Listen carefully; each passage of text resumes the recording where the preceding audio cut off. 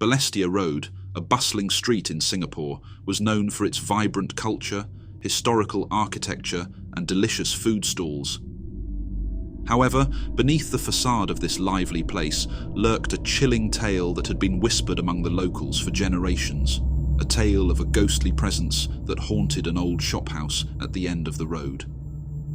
The shophouse was a relic of the past, its faded facade blending into the modern surroundings. Its windows were perpetually shuttered, and its entrance always cloaked in darkness, even on the sunniest of days.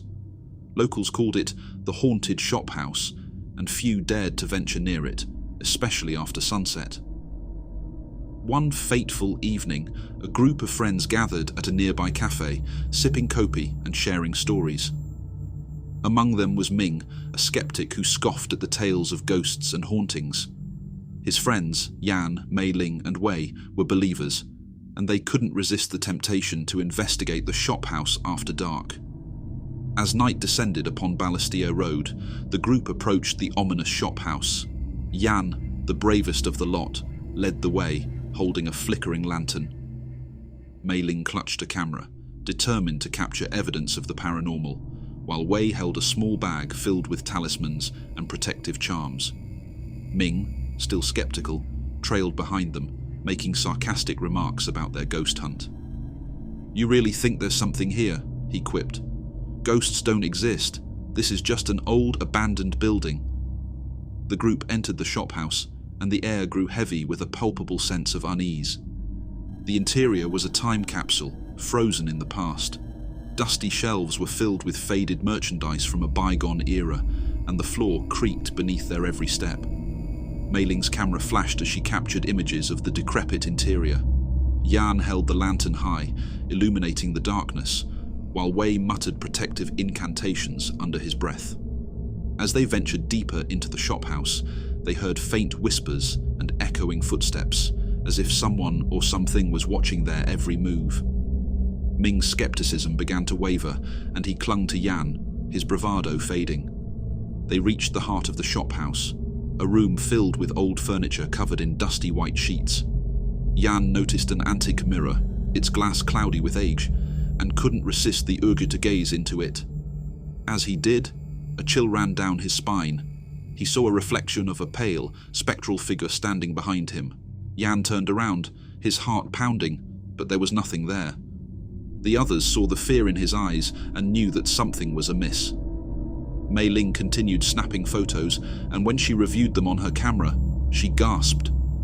In one of the pictures, there was a faint, ghostly figure standing behind Yan, its features obscured by shadows.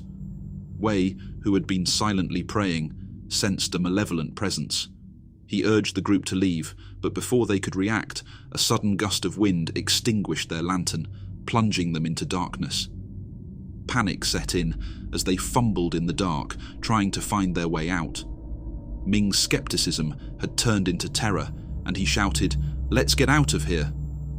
They stumbled toward the exit, guided only by the dim light of their phones. But as they reached the door, it slammed shut with a deafening thud. The room seemed to close in on them, and their fear intensified.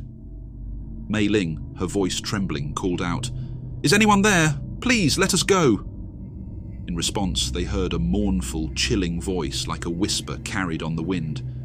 "You should not have come here." The ghostly figure that had appeared in the photograph materialized before them. It was a young woman dressed in a tattered white gown, her hair obscuring her face. She extended her trembling hand, her fingers reaching out to touch Mei Ling. Ming, finally believing in the supernatural, shouted, "We mean no harm. Please, let us leave in peace." The ghostly figure wavered, her hand withdrawing slowly. Her voice, though sad, held a hint of anger. "This place is my prison. I cannot leave, but you must go." With that, the shophouse seemed to release its grip on them. The door swung open, and the group stumbled out, gasping for breath. They didn't look back as they fled from the haunted shophouse, leaving behind the malevolent presence that dwelled within. Back at the cafe, they recounted their harrowing experience. Ming, no longer a skeptic, believed that the ghostly figure they had encountered was a trapped soul, unable to find peace. They realized that their intrusion had only added to her suffering. In the days that followed, the group shared their story with the local community, raising awareness about the haunted shophouse on Balestier Road. Paranormal investigators were called in, and the shophouse became a subject of intense scrutiny. As investigations continued, the truth about the shophouse began to emerge.